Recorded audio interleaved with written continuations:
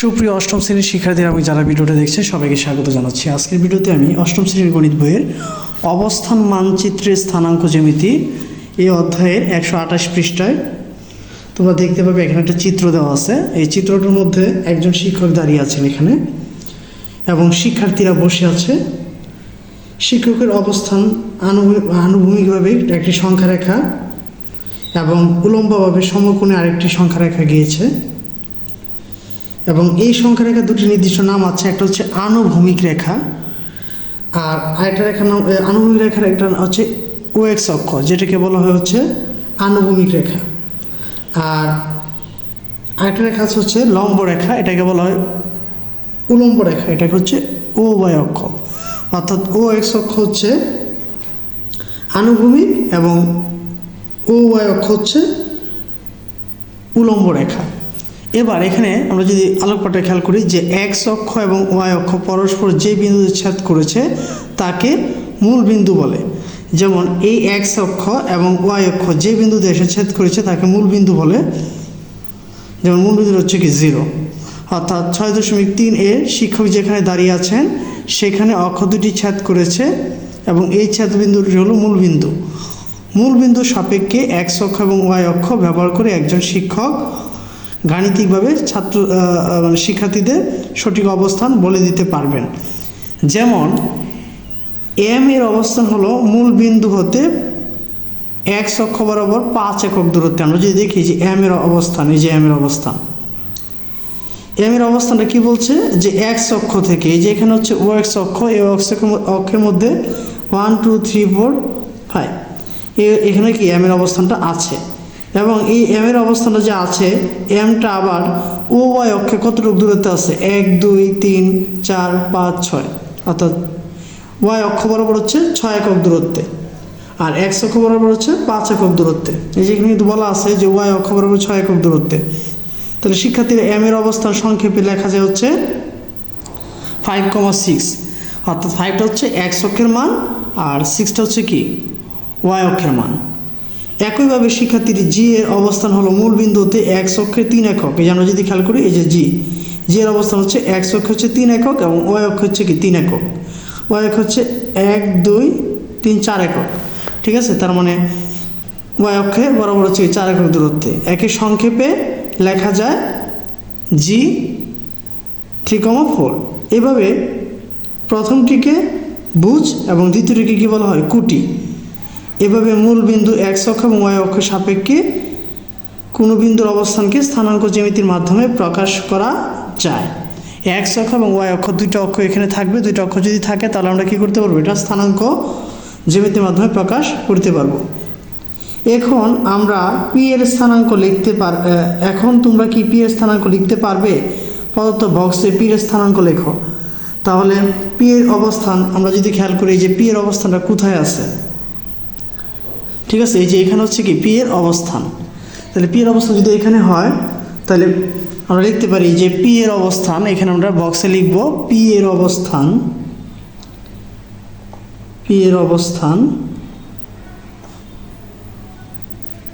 X অক্ষ বরাবর এই যে এক্স অক্ষ বরাবর যদি তাকায় এই যে পি এর অবস্থানটা হচ্ছে এই লাইন বরাবর, তার মানে কি 9 একক, 9 একক, ঠিক আছে, 9 একক দূরত্বে। এবং ওয়াই অক্ষ বরাবর যদি আমরা ওয়াইয়ের দিকে তাকাই, ওয়াই অক্ষ বরাবর কতটুকু দূরত্ব আছে 1 2 3 4 5 6, ঠিক আছে। ওয়াই অক্ষ বরাবর 6 একক দূরত্বে, ঠিক আছে। সুতরাং পি এর অবস্থান হলো, আমরা এখানে লিখতে পারি, সুতরাং পি এর অবস্থান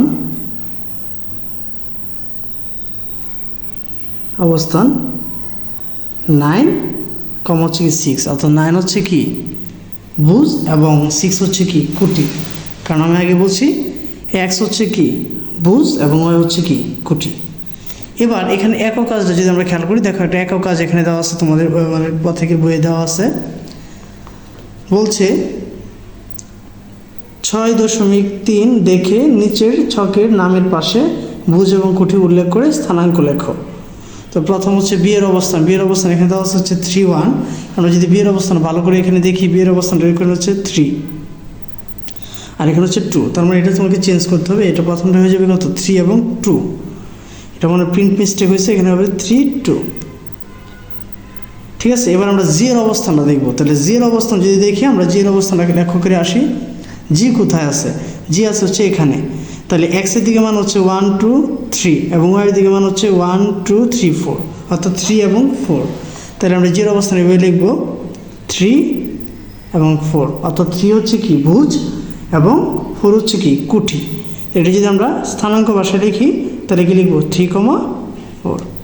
এবার হচ্ছে এল। এল এককের অবস্থান যদি আমরা খেয়াল করি, এল একক কোথায় আছে? এই যে এখানে হচ্ছে এল এর অবস্থান। তাহলে এল এর অবস্থান যদি এখানে হয় 1 2 3, অর্থাৎ এক্স এর মান হচ্ছে 3 এবং ওয়াই এর মান হচ্ছে 1 2 3 4 5 6, অর্থাৎ 3 এবং 6। তাহলে এল এর ভুজ হবে হচ্ছে 3 এবং কুঠি হবে হচ্ছে 6। তাহলে এটাকে যদি আমরা স্থানাঙ্ক ভাষায় লিখি তাহলে লিখতে হবে 3 6। এবার ই এর অবস্থান। ই এর অবস্থান যদি আমরা খেয়াল করি, ই এর অবস্থানটা কোথায় আছে আমরা এখানে দেখে নিব। ঠিক আছে, এই যে এখানে ই এর অবস্থান। তাহলে হচ্ছে এক্স অক্ষ হচ্ছে 9 এবং ওয়াই অক্ষ হচ্ছে 2, অর্থাৎ ভুজ হচ্ছে 9 এবং কুঠি হচ্ছে কি 2। তাহলে আমরা এখানে লিখবো হচ্ছে 9 আর লিখবো হচ্ছে 2। তো এটা যদি স্থানাঙ্ক ভাষায় লিখি তাহলে হচ্ছে কি লিখবো, 9 2। আর কে এর অবস্থান এখানে দেওয়া আছে, ভুজ হচ্ছে 1, কুঠি হচ্ছে 6। তাহলে এটাকে যদি আমরা স্থানাঙ্কভাবে লিখি তাহলে কি লিখতে হবে 1 6। এবার এর অবস্থান যদি আমরা খেয়াল করি, এখানে প্রথমে আছে কি এ, লক্ষ্য করবে চিত্রের মধ্যে প্রথমে আছে কি এ।